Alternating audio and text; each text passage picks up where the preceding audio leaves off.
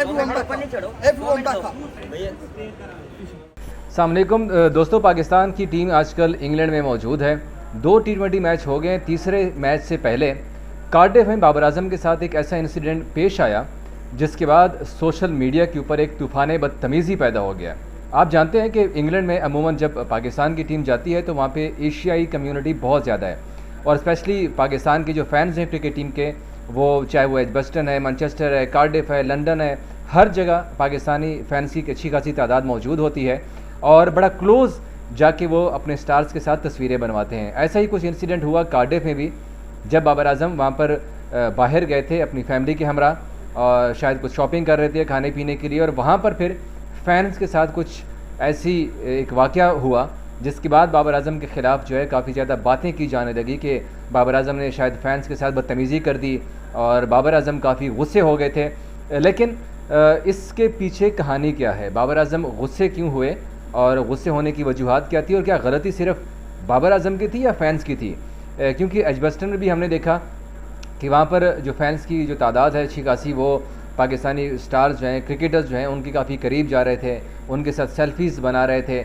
Same ऐसी हुआ Cardiff में, जब बाबर आजम बाहर आते हैं तो वहाँ पर कोई 20-25 नौजवान होते हैं और वहाँ पे बाबर आजम के ऊपर एक किस्म झपट पड़ते हैं और उनके साथ सेल्फीज़ खींचने की कोशिश करते हैं, सेल्फीज़ लेने की कोशिश करते हैं। लेकिन उस वक्त बाबर आजम चूँकि एक पर्सनल स्पेस में थे, अपनी फैमिली के हमरा थे, और इंसान ज़ाहिर सी बात है हर वक्त एक उस चीज़ में नहीं रहता।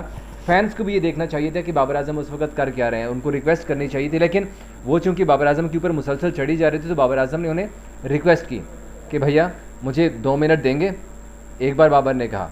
उसके बाद फैंस थोड़ा सा पीछे हो गए, लेकिन फिर से वही हरकतें शुरू हो गई थी, बाबर की वीडियो बनाना शुरू हो गई। हालांकि उस वक्त बाबर आजम पर्सनल बात कर रहे थे, अपनी जो फैमिली के लिए वो गाड़ियाँ अरेंज कर रहे थे, उनके साथ दोस्त भी थे पीछे, इब्रार अहमद भी पीछे वीडियो में नज़र आ रहे हैं, आप वीडियो में देख सकते हैं अपने मोबाइल की स्क्रीन के ऊपर, कि बाबर आजम ने फैंस को रिक्वेस्ट की, लेकिन फिर भी वो बाज नहीं आते हैं। फिर बाबर आजम कहते हैं कि यार मुझे आप 2 मिनट देंगे, सर पे आप लोग चढ़ी जा रहे हैं, फिर भी ये लोग बाज नहीं आते। उसके बाद फिर बाबर आजम मजबूर होकर जो उनके साथ सिक्योरिटी के एहलकार होते हैं उन्हें कहते हैं कि इनको पीछे धकेल दें, और फिर सिक्योरिटी वाले आते हैं उनको पीछे धकेल देते हैं। हालांकि जैसे कि मैंने पहले कहा ना कि पर्सनल स्पेस में अगर आप किसी की इंटरफेयर करेंगे तो फिर हर किसी को बुरा लगता है, चाहे वो बाबर आजम है, वो स्टार है, लेकिन उन स्टार की भी अपनी कोई लाइफ होती है, एक पर्सनल लाइफ होती है। अगर आप इस तरह करेंगे तो फिर उनको तो गुस्सा आएगा ही।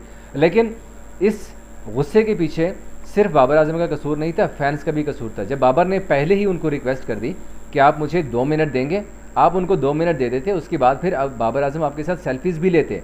लेकिन चूँकि उन्होंने बाबर की प्राइवेसी का ख्याल नहीं रखा तो फिर बाबर ने मजबूर होकर अपने सिक्योरिटी वालों को कहा कि इनको पीछे कर दे, और उन्होंने उन्हें पीछे कर दिया।